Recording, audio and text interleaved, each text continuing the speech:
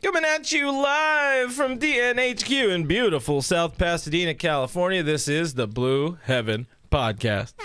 Hey, it's a good thing I turned that on. What's going on, Dodgers Nation? My name is Clint. You can find me as Real FRG on Twitter and Instagram. You can. Yeah. Should you? And Drew says daddy. I don't know. Oof. Daddy. I don't know who you're talking to, son, but move along. Guys, my name is Brooke. You can find me at BrookeMe3 on Twitter and Instagram. On today's show, the offense went south as the team went south. You see what I did. Yes. Things did not go as planned in Atlanta, save for one win on Friday. We'll talk about that. We'll talk about what went wrong. We're also talking about the biggest subject in baseball right now, what people are calling the biggest scandal in sports history for some reason, which is not true. People needing to wear the shin guards as they run the bases. Yeah, right? Exactly. That's what we're talking about. No, of course we're talking about that sticky, icky. Because you just really wanted to say it, huh? Yeah. Well, I figured I'd cut you off, and then you liked it. Yeah. Anyways, go ahead. No, go ahead. Go ahead. No. We're talking about foreign substances in pitchers because apparently the Dodgers lead too many categories of spin rate, and so we're under fire all of a sudden, which makes sense. Makes total sense. We'll talk about that. We'll dive into it. We're going to spend a lot of time talking about that because we have a lot of thoughts, a lot of opinions, and none of them are good. Yeah, it's the usual stuff. We also got to talk a little bit about the Streaky boys in blue because it's a really, really streaky season, and that's it. I mean, honestly, that could be it. We could just end the show right here, and we're good. But we're not going to because we're, is it sadist? Whatever. We enjoy the pain. Masochist, hell yeah. No, because, giving each other the... anyways. And so much more. Guys, camera's a little lower. This is weird. I have to look down. It is. You got to look a lot lower. Before we get into the show, we got to remind you this is a podcast. So if you like podcasty things, that's mostly this, but slightly cleaned up, listen to us on iTunes, Spotify, iHeartRadio, Google Play, Stitcher Radio, Player FM, so many more. Also, subscribe to our YouTube channel, youtube.com/DodgersNationTV. We're there. Doug's there. Dave Roberts there. Eric Ulow's there. Trevor Bauer's there. There's a whole bunch of people there. We keep them there.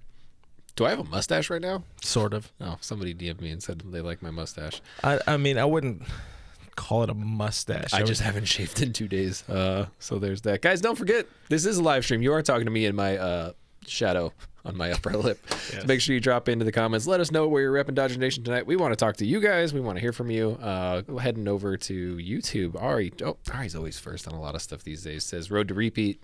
That is currently what we are on. We appreciate that.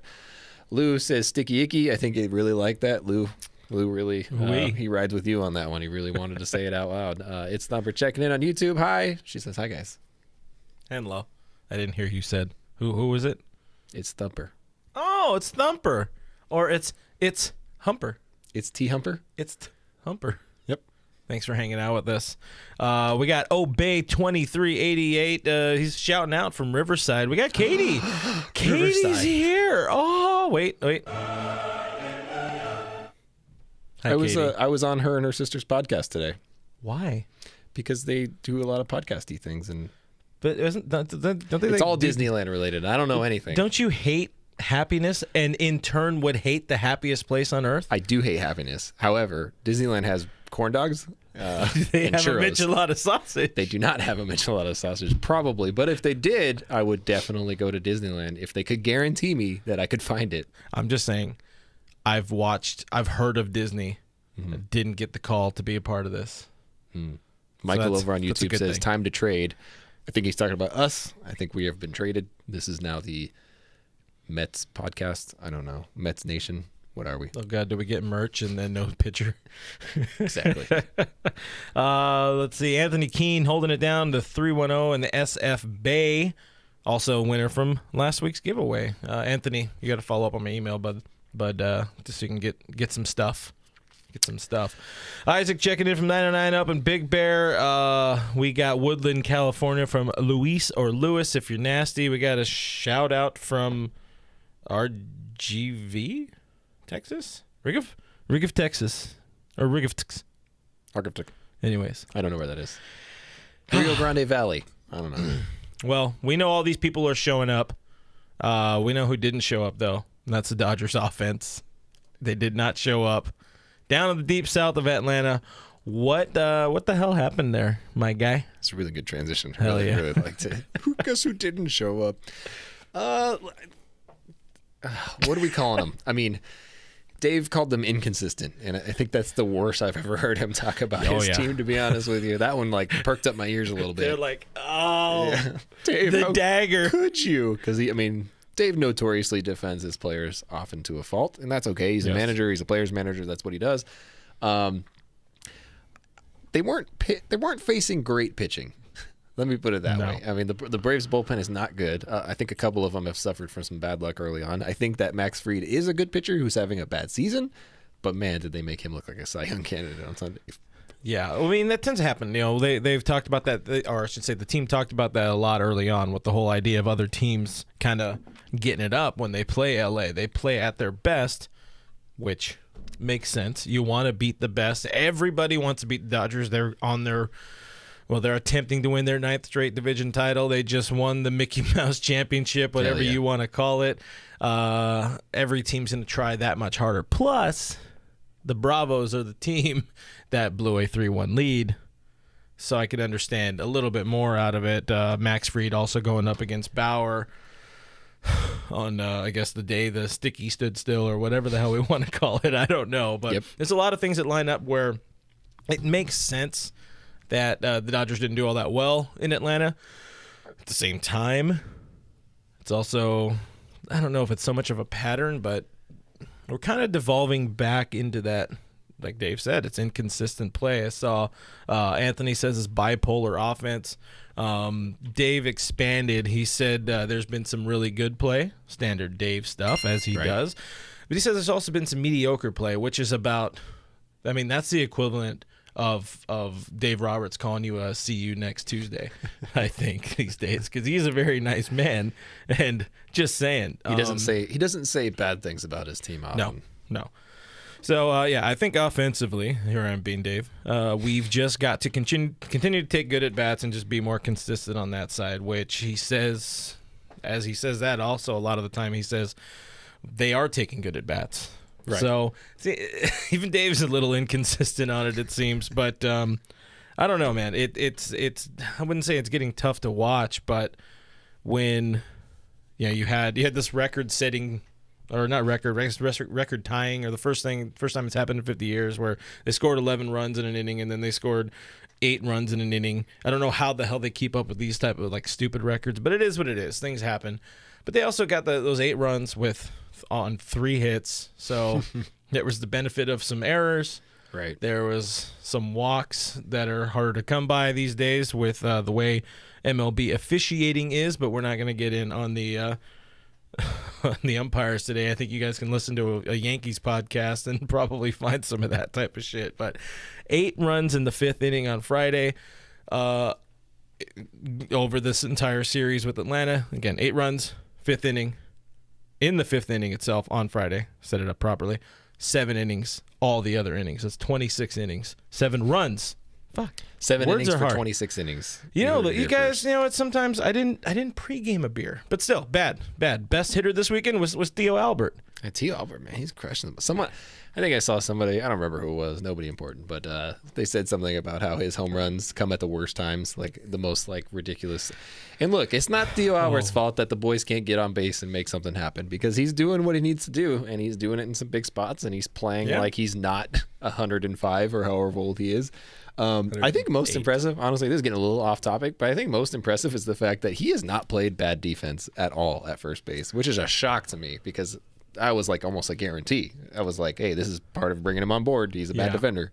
I mean, dude's a multi-time Gold Glove winner. He's one of the best defenders that was often overlooked because of how good his bat was. But man, you didn't really expect to see him making some pretty some stops and some screaming line drives over there. He's doing what he can at first base for a air quote 41-year-old, we'll call him.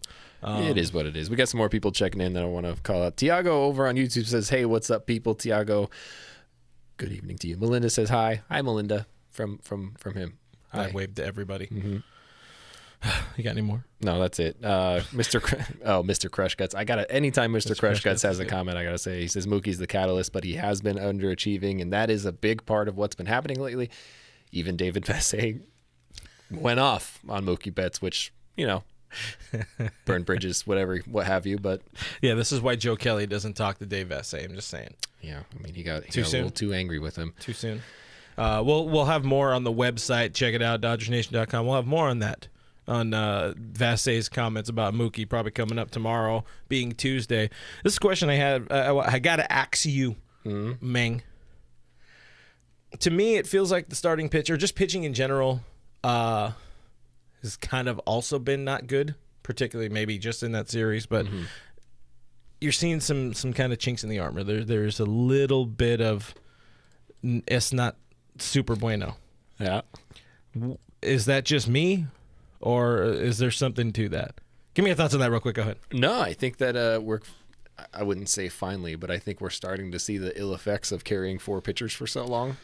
It's not necessarily that these guys have had to pitch on short rest or anything like that, but none of them are really getting the opportunity to have longer rest. I think there's certain periods you go through where, Walker Buehler might pitch on like 5 or 6 days rest throughout, in a normal season, because you have so many guys that can slot in and fill in on a daily basis. You have the guys that can come up from AAA and pitch and then go back down for a start or whatever it might be. And that's not because they need it, but mostly because they want to give the guys a break. They want to take it easy on these arms. You brought up the point, Julio coming very close to his innings limit for the past couple of years. Like, he's already getting pretty close to it, and we're a third of the way through the season. So what happens down the line halfway through the season? What happens towards the end of the season? What happens into the postseason? Is he still a starting pitcher? Do we know that he can go 200 plus innings because that's what he's on pace for right now?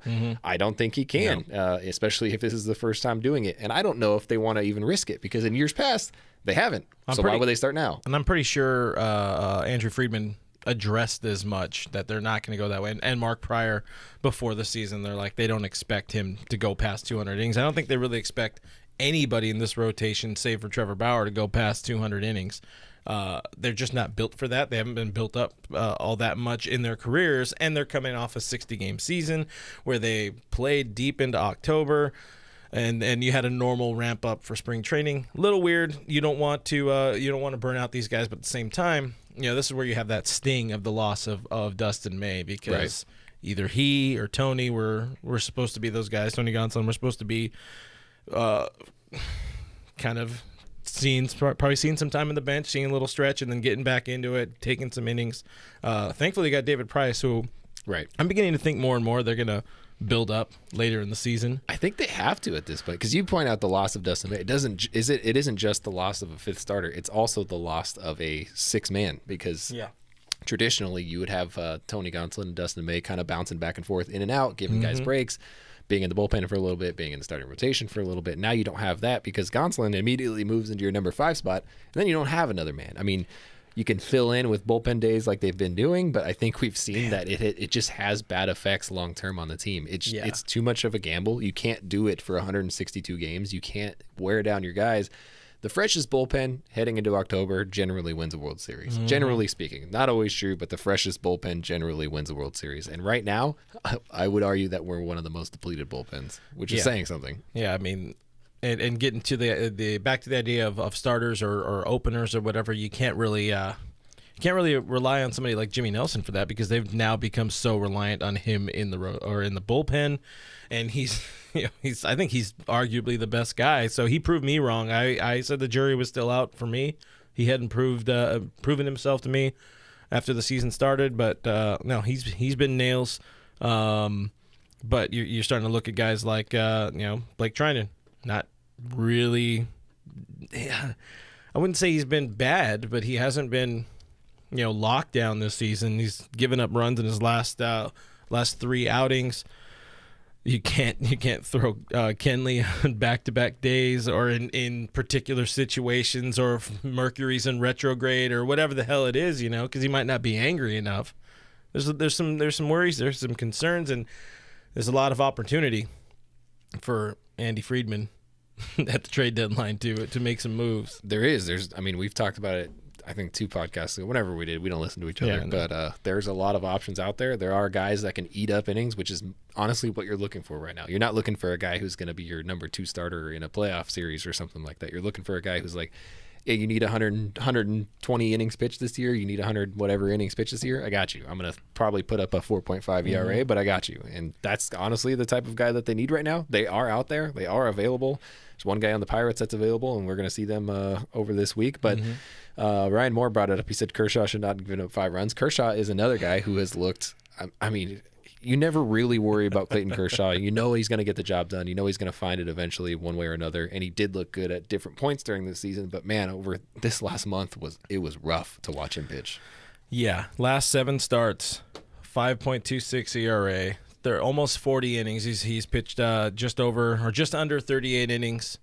So it's giving up runs. Back-to-back. Is it back-to-back 5-run outings? Or back-to-back 5+ for the first time since 2013 or something like that. Yeah, it has not been good. It's definitely a concern. On this bullpen stuff and on the Kershaw stuff, we have a deeper dive into the numbers on our YouTube channel. Check out Eric Ulo's 3 Up, 3 Down. It just dropped this morning on Monday, but check it out. It's also on our Instagram, with IGTV or something like that. We're trying it out there. Just get some more eyes on it. But Eric had some good numbers breakdowns and just the thought of particularly in the bullpen. What is the word? Improving the bullpen, looking at trades and what have you. But on the Kershaw side, he thinks it's a little bit of bad luck. Perhaps. I mean, his FIP's a bit lower than that ERA, but it's still not great. It's not Kershaw numbers, and you wonder, man, we were talking a little bit about it before.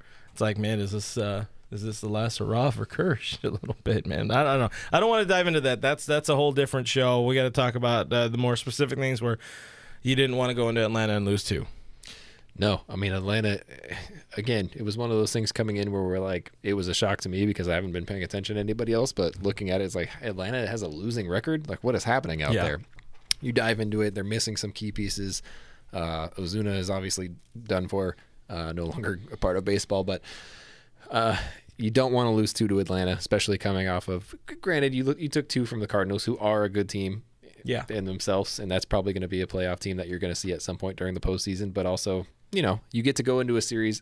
This week I worry about for a very specific reason. You're playing 2 teams who have given up. Yeah. 2 teams who are very much out of the running for the playoffs or the postseason, who are probably both going to be sellers at the trade deadline coming up. Rangers will probably try to find a way to get rid of Joey Gallo at some point. You can't lose these series for sure. I mean, if you lose a game here or there in these series, it's okay. But I mean, you're playing 2 really bad teams. You've got to win these ball games. And historically speaking, when the Dodgers are good, they tend to lose against bad teams, and that's just been the case for a couple years now. So sweep's coming up in Pittsburgh. We'll talk about Pittsburgh a little bit later in the show. Right now, we're going to dive into a few of the comments. I love this one. Isaac on YouTube says, can't Kenley throw in back, or I think he's trying to say Kenley can't throw in back-to-back weeks, which is good. So wording it that way, I love it. I'm going to go with a point for that one. Jason is suggesting that maybe Trinan got on that sticky, icky, and I don't know, man. That spin is already kind of naturally there. Dude's I think he is abomination. I think that injury is actually worse than they made it seem. You're saying groins are bad? Yeah, I mean, if I can't, Sorry, body part. Body part. Not Dave called it a body part. Called it a body part. It's a groin. But yeah. Ever since they kept him out of the game with the body part injury, he's been pretty bad. Somebody needs to explain to Dave that groin isn't necessarily like your whole ass ball sack. Right. I don't think anybody. Sorry, Grandma. We also got some people that are suggesting some arms. We got Ari saying Michael Pineda, who one of the great sticky boys of our generation. Get the sticky gang together. Sticky boys. Oh man, we could add him to Spin City as Sports Illustrated calling it. Nailed Spin it. City. Killing it right there. I really didn't like the picture that they used. What was the picture? The like goop. the honey ball. Yeah, I didn't like that. That was a little bit. Really didn't enjoy that. A little bit too much right there. Tribe says Father Time is undefeated. Kershaw might be done. I don't know if he's done. He's definitely in he's caught in a bad loop, and you hope he gets a little reboot. That's what you do with a loop, I think. I thought you were saying the Canadian version reboot. Yeah, it's really confusing. Basically, you just hold down volume down and power, and it gets you to the the little reboot screen, good to go. Realistically speaking, do you think they make talking realistically. Do you think they actually make a move for an arm? Just in general, maybe not necessarily a starting arm, maybe a bullpen arm, maybe whatever. I think they have to. Because there's just... Do you think it is a starting arm? It would be the smartest move. Yeah, it needs to be some sort of... Can we get Ross back? I've been saying, man, get Ross Stripling back in. He's coming on all of a sudden, in the last couple outings there in Toronto. Text Ross right now. Hey, are you sticky? just leave it at that. Context. No context. Hell yeah, let's go from there. But Ross is the type of dude that would fit right back in swimmingly with this system and what would be needed out of him, which is some spot starts. We need some innings out of you. Some length in relief. Right. So it's not going to happen, but somebody akin to that, because we've seen enough of Edwin Uceta. He's not ready for prime time. Dennis Santana not ready for prime time. I think I said it last week. I'm kind of higher on Phil Bickford right now than some of these other guys that we've seen this season. It's all about that show hair. Trust the hair. Turns out if you get long hair as a reliever, you're getting closer to me trusting you in relief. Almost there, yeah. Look at that. Mullet linked in. This has been your mullet check. Yeah, it's not good. It's hair grows slow apparently. Yeah, no, it's still there. Look, takes a little while. I think the top doesn't matter for a mullet though, so it's not so doing me any good. I love that, Pete Wentz. Yeah, thank you.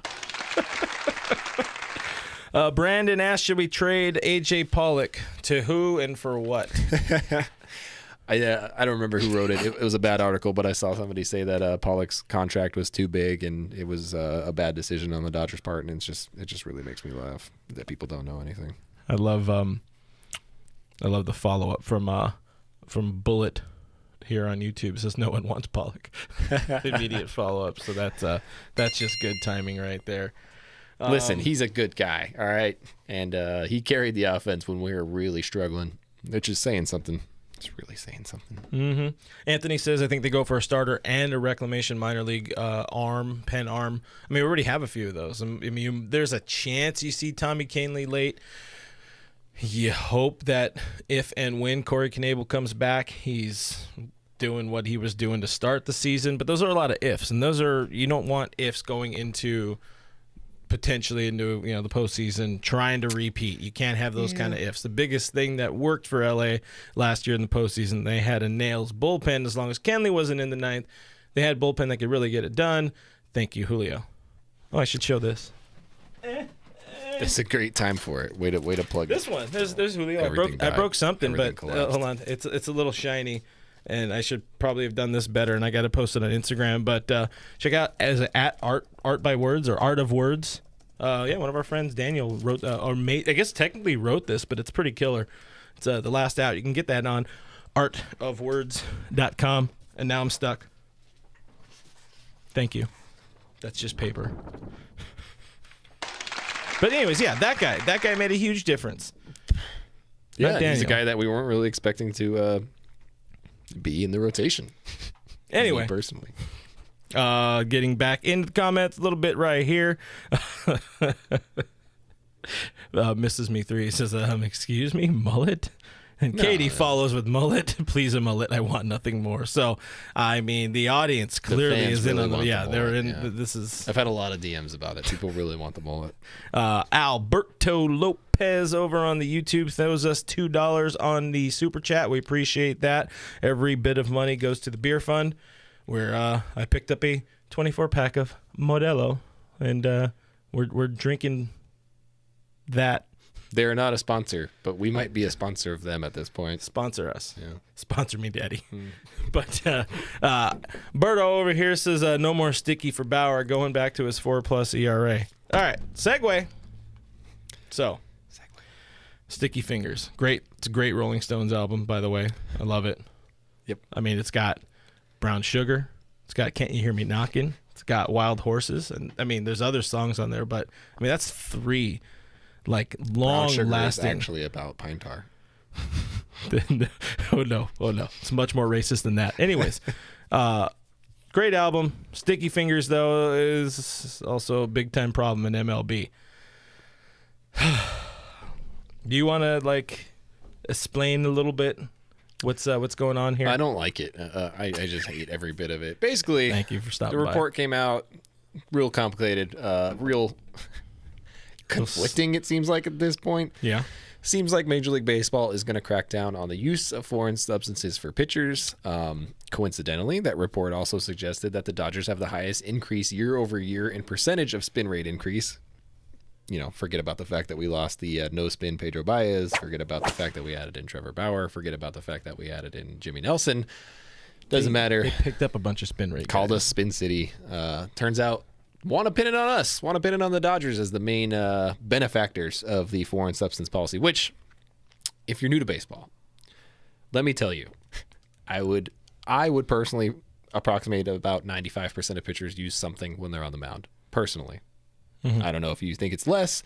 Some of them are a little more ridiculous. I don't know what the right word for this. Wrong. More cheaty. Egregious. That's egregious. Good. Some of them are more egregious. Some of them are things that are cooked up in labs that are worked on for a very long time. Some of them are a simple mixture of pine tar and rosin and sunscreen. The most simple one, the one that stood the test of time, the one that you can't really trace back anywhere because, I mean, you're allowed to wear sunscreen and you're allowed to use rosin. So how can you really trace those things back? Now we're at the point where it seems like Major League Baseball is going to crack down for any sort of foreign substance use, and we don't know what it's going to look like. We do know that it will be probably a 10-game ban. Aside from that, there has been no new information on it. So everyone's been asking about it nonstop. And Trevor Bauer, obviously, at the forefront of the conversation over the past couple of years about banning it. Seems like it could get the sticky situation could get sticky. Icky. Yeah, I hate that so much. Yeah, so Bauer went off on it. Obviously, the Dodgers became Spin City. Let's be real. It's because if you're watching Trevor, the gossip bloggers, as he will call them, everybody's going to try to pin what they can on Bauer because he's been the loudest. He's been the most vocal about it, and he also saw you saw the market jump in his spin rate after he complained about it, that, MLB needs to pick a lane, either enforce it or come up with something that's a middle ground that the pitchers can use and get that tack, but hopefully not the crazy spinnies going on, as they call them technically.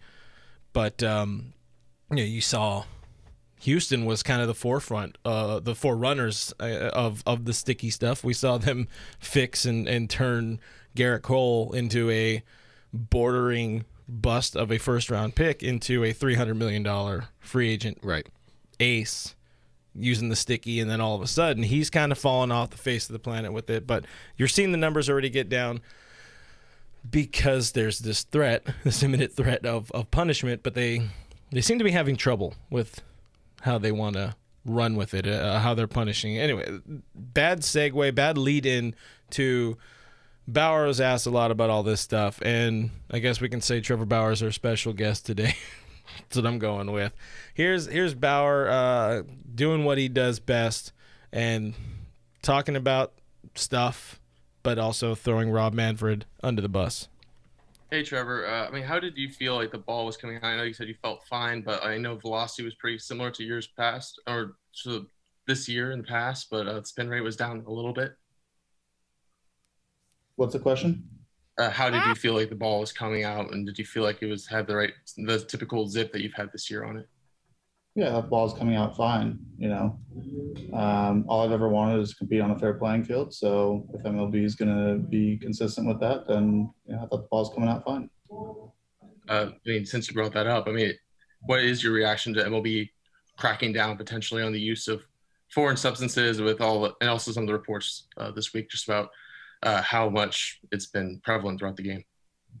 Yeah, like I said, I want to compete on a fair playing field. I think everyone wants to compete on a fair playing field. So if they're serious about actually doing something about the rule that's on the books, then that's all I've wanted for 4 years. It's nice to see them finally catching up to something that I've been at least talking to them about for 4 years. So we'll see what they do. Unfortunately, in MLB, a lot of times nothing gets done until their hand gets forced and it becomes a public issue. So hopefully the game gets cleaned up. That's all that we all want. We just want to know what the rules are and know what's going to be enforced and compete on a fair playing field. And I guess the ball's in their court to see what they actually do about it.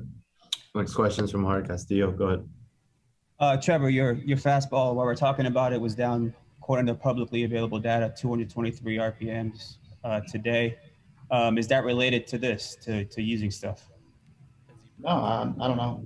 Hot, humid day in Atlanta. I just want to compete on a fair playing field. I'll say it again. That's been the whole point this entire time.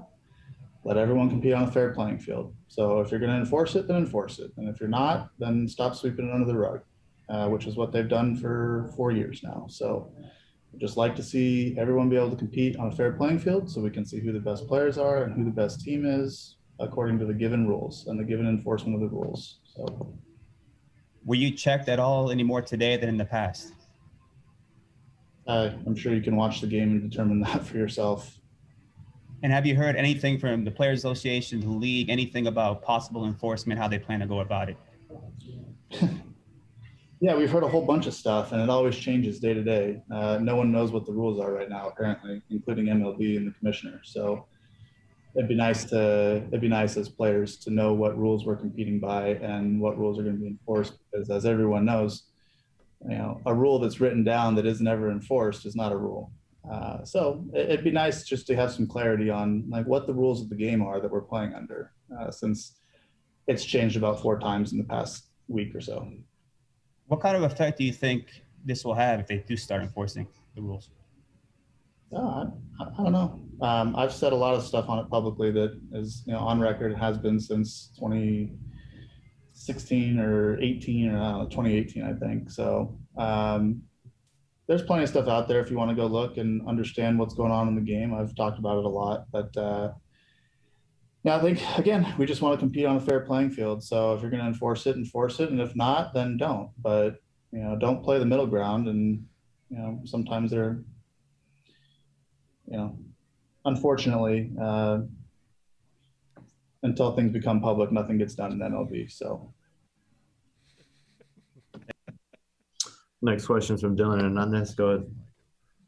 Trevor, just for the record, your spike in spin rate here over the last year and a half, can that be linked at all to you using foreign substances?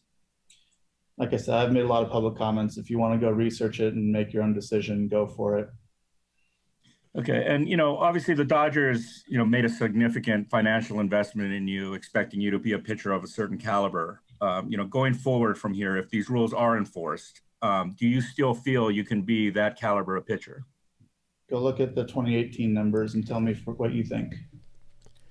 So we got a lot to break down there. Let me break it down from a fundamental standpoint. Dude went off as was to be expected in that, because he's been vocal about it, and this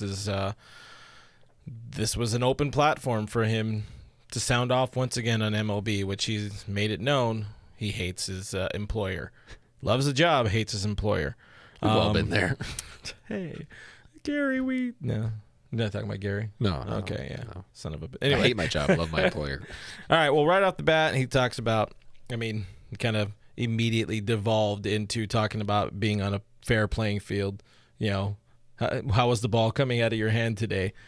Humid day in Atlanta. Just want to be on a fair playing field. All right, well, that's, I'm pretty sure an attorney could come up with an admission of guilt out of that if they try real hard, which it is what it is. He is not denied using the sticky stuff as, most of the league uses, as we've already alluded to. But what kind of stood out like most to you from that whole exchange? Look, man, I have a theory about Trevor Bauer, and it's I like it. I like this theory for a lot of reasons. My theory is that if you look back a couple years ago, he talked about how ridiculous it would be if he used a foreign substance. He talked about, hey, if I use a foreign substance, I'd win a Cy Young Award. I'd be unhittable, like all these things. He broke it down. I think he legitimately is doing this to prove a point almost. He doesn't say, no, I'm not using it, which if you were being accused of something, you would say, no, I'm not using it. Like immediately you say, no, I'm not using it. I think there's a good chance he's using something and he's doing it to prove a point. He's not necessarily doing it to be like, hey, I'm a cheater. He's doing it to be like, I told you, like, this is an issue. Look how much of an issue it is. You wonder why Garrett Cole all of a sudden got really good. You wonder why Justin Verlander's career didn't die and he became really good before his arm blew out. There is a reason for this. Look at these numbers. I'm putting them right in front of you. You look at the spin rates and how they dropped off during his start. It's pretty significant in the sense that I think his RPMs for his fastball dropped off over 200, which fastball is really hard to increase spin rate, first of all, because of how a fastball spins and the plane that it spins on. Everything else, not necessarily significant drop-offs. Actually, he increased, I think, on his curveball, which is really odd for, I guess, humid. I don't know how weather works out. But I do have a theory that he is kind of doing this on purpose to almost expose what's happening, because he's been one of those guys where it's like, I want to make the game better. And that's been his whole thing and he's been a, pretty douchebaggy about it along the way. I'll admit, I got no problem admitting that. Yeah. But I would not put it past him to be that petty and do it this way, because how else are you going to accomplish it? He could be like Josh Donaldson and be like, I know a bunch of guys who used it. I'm going to write down in a book and show it to you. And it's like, shut up, Josh Donaldson. You're so useless. I'm dropping the absolute truth tomorrow about it. Yeah, I know, man. Yeah. He's like freaking Trevor Plouffe, both D-bags.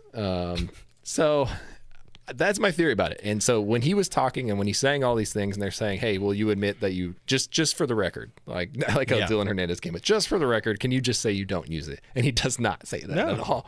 And it's like, go do your research. To be fair, it might be a thing where he's like, I'm not even going to address that. It could be that sort of thing. I don't think it's that. I think it definitely is like a look at the year I said that I could be a lot better if I use Sticky, and look beyond There's that. a timeline of everything he's said over the years, either on his Twitter, either on other podcasts, either on his YouTube channel, that all point to, look, guys, I've told you about these people doing this. It makes sense that the Astros got, like you said, Verlander and Cole got really good once they went there, because they were the sort of godfathers of the crazy Sticky. And then he's like, all right, well, MLB doesn't want to do anything about this. I can join the fight, and I can have some fun with it too. So 100%, he's been using it. I agree with the things you said, at least all the things I remember you saying right now. I didn't say anything. No, okay, cool. Daniel brings up a good point on YouTube. It's a quote from Trevor Bauer, basically says, a rule that isn't written down or ever enforced is not a rule. And that, I don't really know how you can have a gentleman's agreement about a rule, which seems to be the case across baseball. Now that the issue's coming to light, you're seeing a lot more people dive pretty deep into like clips of people. You've seen the Yu Darvish tapping the glove thing. You've seen the the Orioles pitcher, John Means or whatever it is, like rubbing his glove with his hand. Walker Buehler, our very own, we could watch Buehler our very own Walker Buehler tax. It's like right in there to tap his glove off. And what do you think he's tapping on? Like, he's not like, oh, I better wipe my hand off on my glove. It's not a nervous tick. No. And so, it's tough to look at that and be like, no, this isn't happening across baseball. It's absolutely happening across baseball, because it's not a rule. It's not an official rule. There is no official banned substance list that's on in the rule book. The rule book says that you cannot use a substance to assist your grip aid, which is everything that everybody uses, the rosin and the sunscreen. Great example. And now you're going to get into a point where they have to make a list of things that you can and cannot use. That's what we're getting to. This once again requires MLB to sack up or fail miserably, as they've done time and time again. You look at the leadership. You look at what baseball has done under Rob Manfred's leadership, I should say. Obviously, the biggest thing we've dealt with in our time of Friedman, or that guy, what's his name? That Rob. I keep doing that. Rob Manfred. Rob Friedman. Not the pitching ninja. We like pitching ninja. Biggest thing that happened during Manfred's time here is the Astro scandal, and it's continuing because he didn't do that right. MLB, they punted, and it bit them in the ass, and it's continuing to bite them in the ass. But I like what Bauer said about, nothing gets done by baseball, by MLB, until they get their hands forced by public opinion, by people getting loud about it. And now, Sports Illustrated made it real loud with a gross-looking picture. I don't like that picture. It really bothers me. I don't know what it is about it. It just bothers me. I like dirty hands. I think that's it. It's reasonable. Yeah. He'd be a great mechanic. But Bauer says, we want to know what the rules are, and you can understand that. And I like, the part where he says it's changed like 4 times in the past week or so. Which sounds very baseball-y to me. They're too worried about the length of game and how many times the pitcher and catcher or the catcher's going to the mound and all this type of pointless bullshit.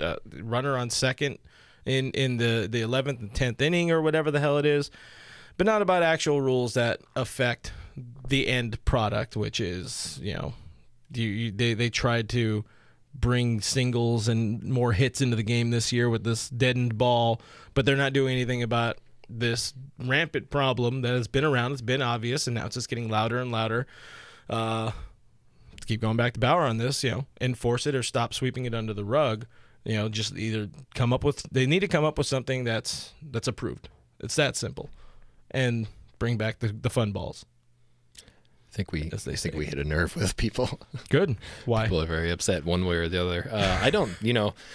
If you're asking me, like, hey, what's the right answer to this? What are we doing? I think the right answer is to come up with an approved list of things that you can use to improve your grip, because we have talked to hitters in the past. We've talked to pitchers in the past. I think not necessarily across the board, but a lot of them would agree you would rather have, especially on a cold day, if you have Jacob deGrom throwing against you in New York in a fall night in New York, I would much rather that dude have something to be able to control his fastball. As a hitter, I would much rather have that. I think any hitter in the league would be like, yep, go ahead, grip something on it. I just don't want to wear that on the chin flap right now. We talked to Eric Gagne, another dude who was like, hey, like you talk to a lot of hitters, they're going to tell you like, hey, if you're going to come at me with that ball, put something on it, control it, get some more control on your grip.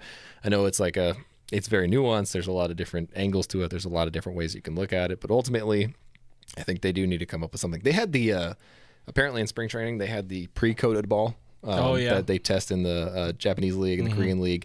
Apparently, they didn't like it. No. Didn't last long enough. It wore off too quickly. I think something like that, though, if you can make that better, if you can improve that, I think that's ultimately the answer. It needs to be something balanced and controlled, because if it's up to a pitcher to use X amount of sticky, they're going to go X times X. Yes. Yeah. As they say. I mean, you also add in the fact that over the past 5 years, how many times has Major League Baseball changed the structure of the baseball? They can't keep anything consistent. I don't know how you can expect pitchers across the league to change things. I don't really know how you can, as a pitcher, expect to pitch consistently with the ball always changing. You have higher seams, you have lower seams, you have a slicker ball, you have a better grip ball. It's always different, and it is just a massive failure on Major League Baseball's part. I would prefer that they come up with something standard. I would prefer that they standardize it so that you can be checked for it. You can go up to a pitcher and be like, hey, you have pine tar on you. That's an illegal substance. Out of the game.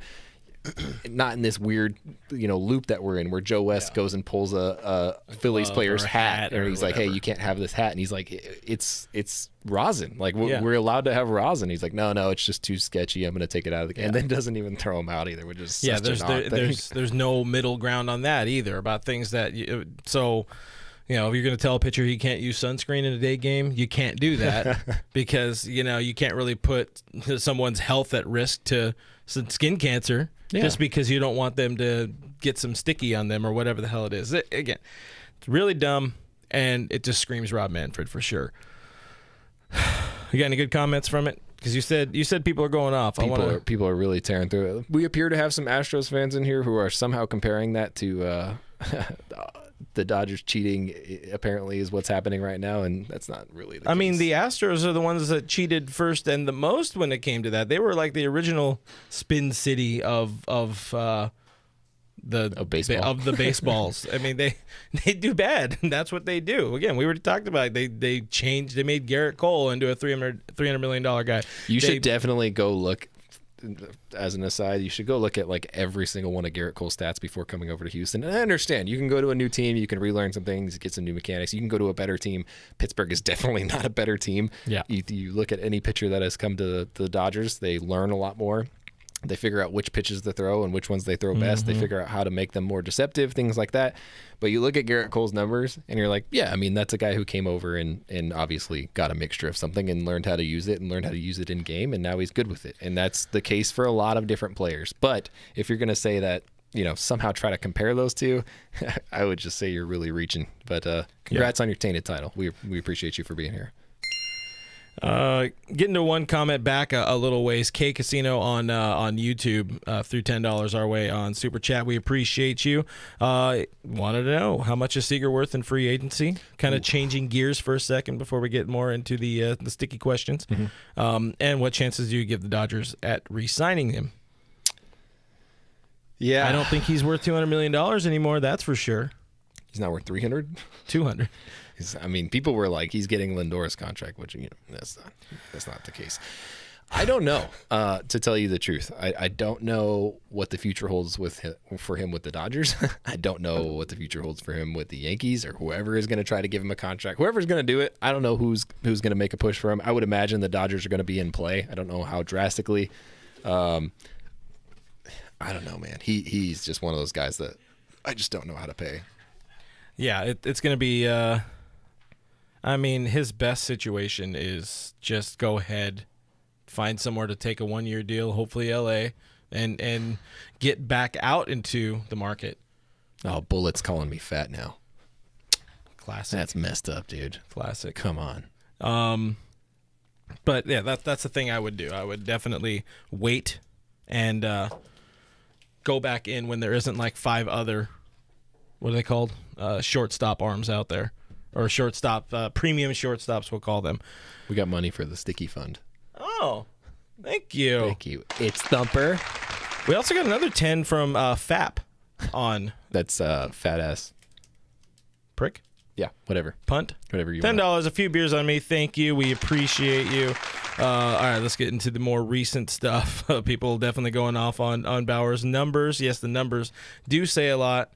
2018, I don't think he was sticking up then because that's when he was the most vocal against it. Then he was like, watch, and then did it. And I think he had one start in 18 where like they increased by like 400, 500 RPM. And then it dropped back off the next day. Yeah. The next start, yeah. It wasn't even that. He had like one inning where he did it or something weird again. He always says, go look at my stats, go look at the numbers, whatever. Yeah. Getting into... So wait, somebody's big mad. Okay, so there's an Astros fan. We always love what are they called? Are they really fans? They just seem like a bunch of cowards. That's all I got. I'm just trying it's here. A good call. Yeah, I mean, when your IQ's lower than your boot size, then you know you got a problem out there. Oh, yeehaw, baby! But I don't know. I guess that's enough of the sticky stuff. The bad part is it's just the beginning, kids. This isn't going to stop. This could get real ugly over the next couple weeks too. And if it's baseball, they've got to come up with their penalties, with the balanced and fair punishment. Are they going to do like they've done with in the past where Nick Castellanos got an 8-game suspension, but Javi Baez got a fine for jumping out of the dugout and inciting a fight or something like that. They're bad. Baseball is bad with punishments. They're bad with enforcement of these type of things. It seems like consistency is terrible. Yeah. You know what the worst part about this is, though, for me? All of it. I mean, there's a lot of bad parts about it. The motivation to do so has nothing to do with leveling out the playing field. It has nothing to do with improving the game. It has everything to do with Major League Baseball realizing that offensive production is way down this year and that they need to do something to make it more exciting for fans because it's not exciting enough right now. They want players putting the ball in play. They don't want people striking out. They're tired of that. They just can't leave it alone, man. They just can't ever leave the game alone. They always got to do something to it. I get, if you want to do a better job of marketing your teams, if you want to do a better job of marketing your superstars, I think you'll have a lot more success that way. But go ahead. Just keep changing the baseball, keep changing the rules, keep putting extra runners on base during extra innings, whatever the hell you want to do to ruin it, whatever. Idiots. Well, it's going to be fun. This is going to be a Sticky Boy podcast, I'm assuming, for a couple of weeks because I imagine Ken Rosenthal right now is just so hard. He's just knee deep in stuff, which isn't very high, for him. But he's knee deep in sticky stuff right now. Let me get your opinion on this before we move on. All right. Ultimately, what do you think is the end game of this? They just come up with a list of approved substances and that's it? I think eventually it will become that. Not this season. I think they're going to try to enforce things and have people attempt to play on a level playing field with nothing. It's not going to go well. Is it going to be like a TSA style outside of the bullpen? Like you're coming out, you get patted down? Pitchers are just going to find better ways to hide it. I can think of a few ways. Yeah, just put it. No one's checking up your nose. Is he picking his nose before every pitch? It's just like two knuckles deep. What's the spin rate on some nice creamy boogers? Shove a little jalapeno up your nose, get the juices running. That's for Major League, so right? bad for people that just heard me say creamy boogers. Creamy boogers. That's our next podcast. Finely tuned athletic machine going on right here. Anyways, Sticky Gate. Ricky Bobby Trujillo calls it Sticky Gate. Yeah, it's gonna happen. It's gonna happen. Anyways, everything's a gate.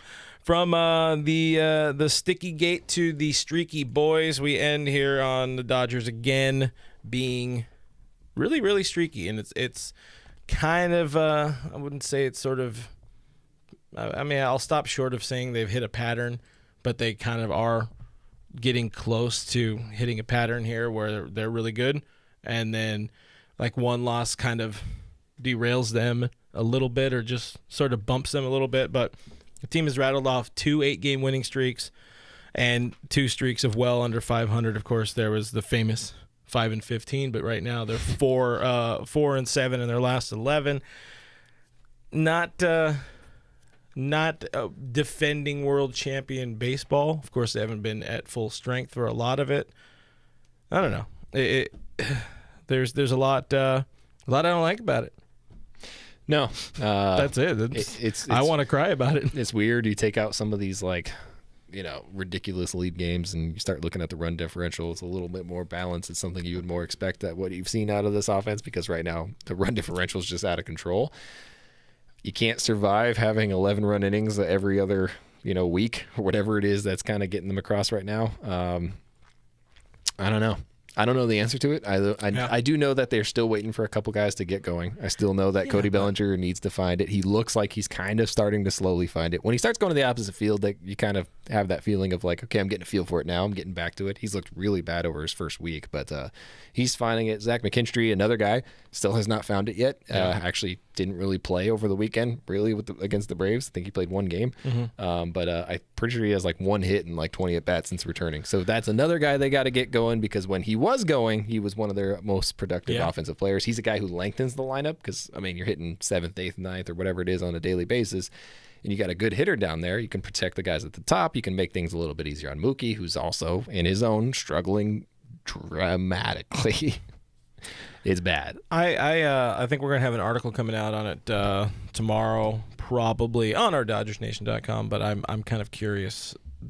Would you finally change the lineup around a little bit? Does that do enough? Or is that more of just like a show? It does feel a little bit like a show, but you almost kind of need a show right now. It's not necessarily that it's going to do anything, not necessarily that's going to improve your game, not necessarily that anything's going to change, but I think you kind of do need that. Like, hey, we are trying something else. We are going to try something new. We are going to show a willingness to move guys around the field, move them around the order, whatever it needs to be.